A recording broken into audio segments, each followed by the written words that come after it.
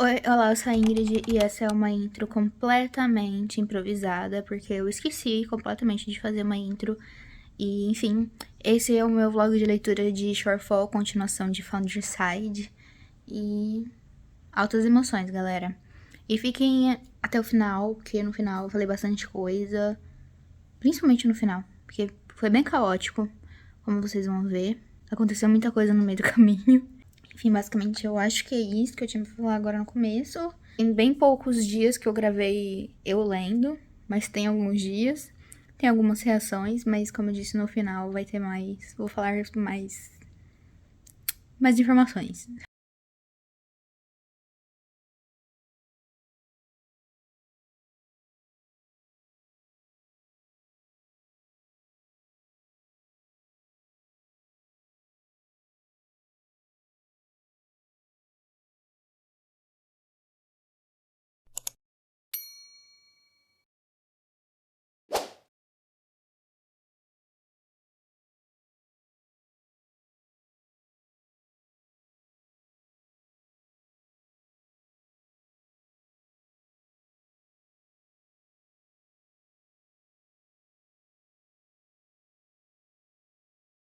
É hoje é 15 de maio e assim, esse vlog tá um caos.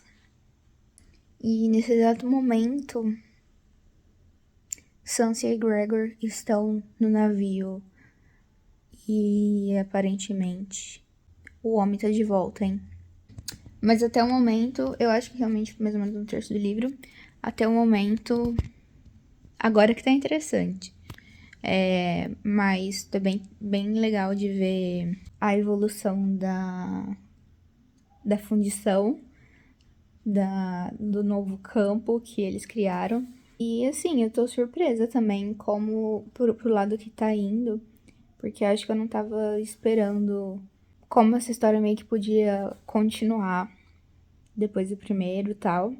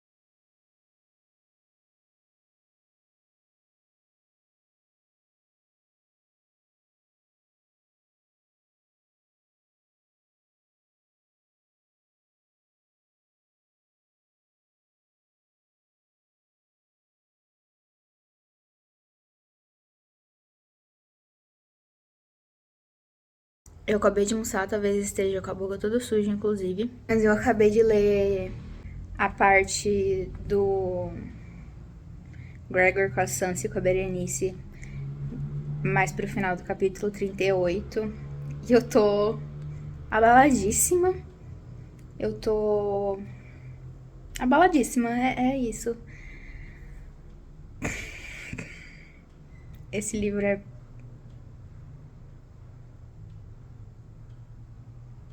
Sinceramente, assim, nossa. Se você sabe do que eu tô falando, comenta aqui.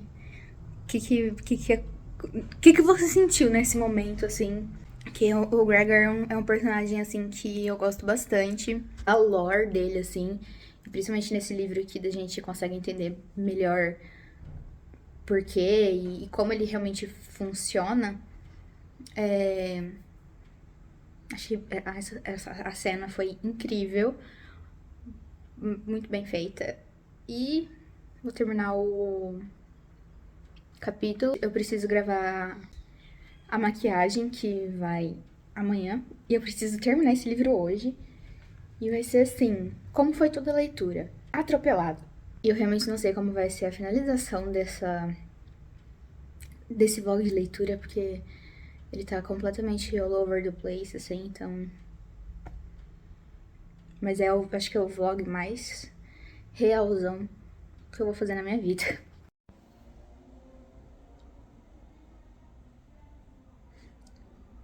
Eu tô em choque. Eu achei que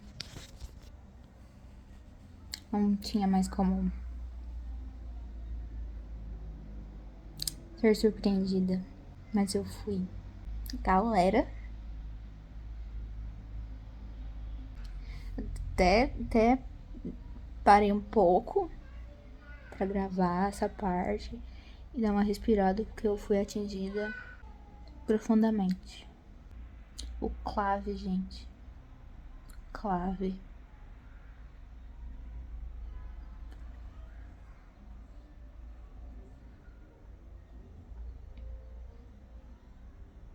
Eu peguei o negócio ali na minúcia um pouquinho antes da revelação, mas foi muito pouquinho, foi tipo uns 2 parágrafos antes. Eu finalmente terminei o livro, estou impactada ainda. E eu resolvi fazer 2 coisas em uma, porque basicamente eu não vou ter tempo pra fazer as 2 coisas separadas.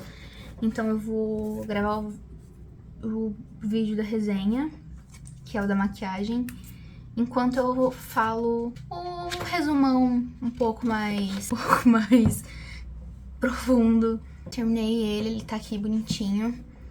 E primeiro eu vou falar da onde eu peguei a inspiração pra maquiagem que eu vou fazer. Foi logo no começo do livro, bem no comecinho mesmo, acho que até o primeiro ou segundo capítulo, na página 19 aqui. Então, eu achei legal. Eu não tenho muita ideia do que realmente eu vou fazer, a não ser esse ponto que foi descrito. Círculos dourados em volta dos olhos, a descrição é essa. Então, caso você não tenha visto a resenha do primeiro, eu recomendo que você vá lá ver.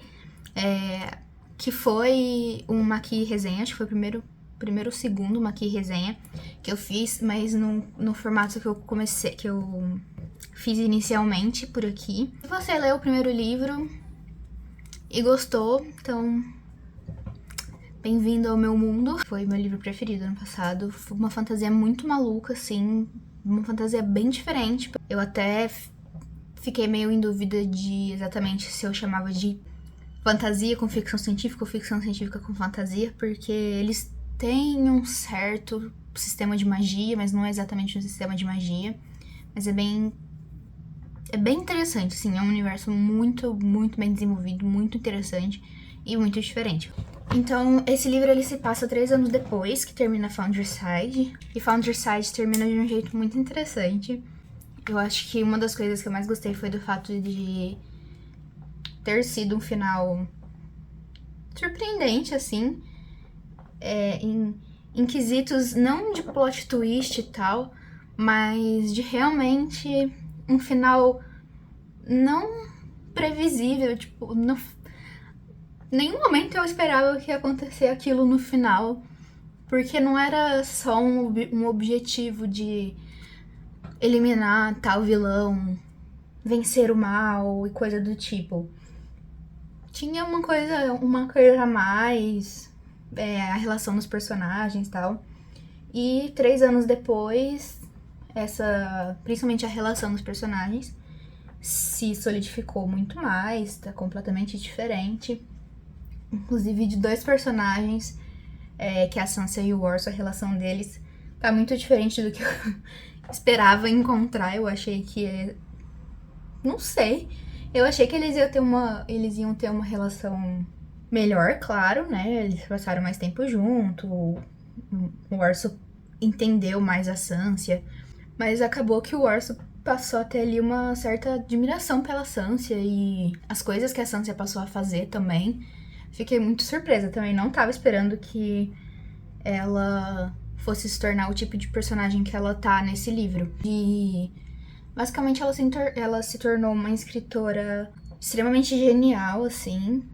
E ela é muito inteligente. Todos os personagens ali são muito inteligentes de formas completamente diferentes. Mas a Sansa eu fiquei muito surpresa. E a relação dela com a Berenice também é a coisa mais bonitinha. Nossa, que casal fofo. Mas aí eu comecei a ser surpreendida logo no começo, assim. Porque eu não conseguia muito bem imaginar a escala que ia tomar o mal a ser combatido dessa história. Eu realmente não esperava a escala que acabou tomando. Na hora que o Crassides Cracedes Magnus. Na hora que ele aparece, eu fiquei muito em choque, porque esse é o tipo de personagem que ele é muito perigoso de aparecer. Porque se você não desenvolver muito bem, você pode ter um final muito ruim. E nesse caso, que não era o último livro, você pode simplesmente matar a sequência. Porque o poder dele realmente, numa escala que não fazia sentido brigar, não tinha como ter uma briga justa ali, até o ponto que começa a ter...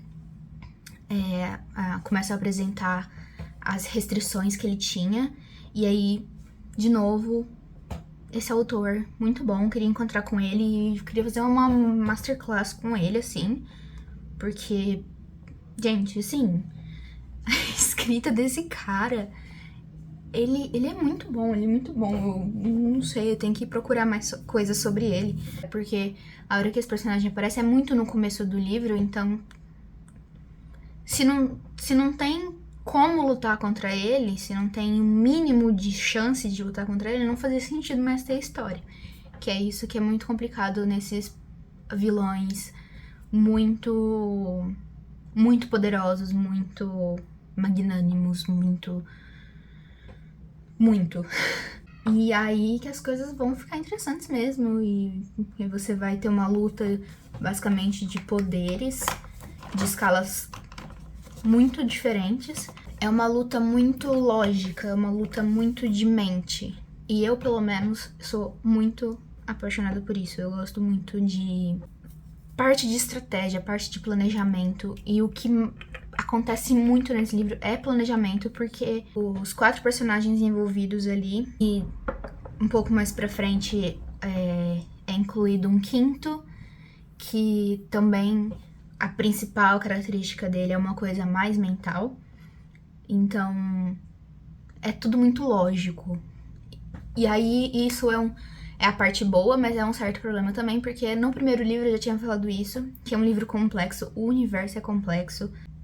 Eu demorei um pouco pra me achar, na verdade eu demorei bastante em Founderside pra me achar, assim, tipo, tá, agora faz sentido e dá pra...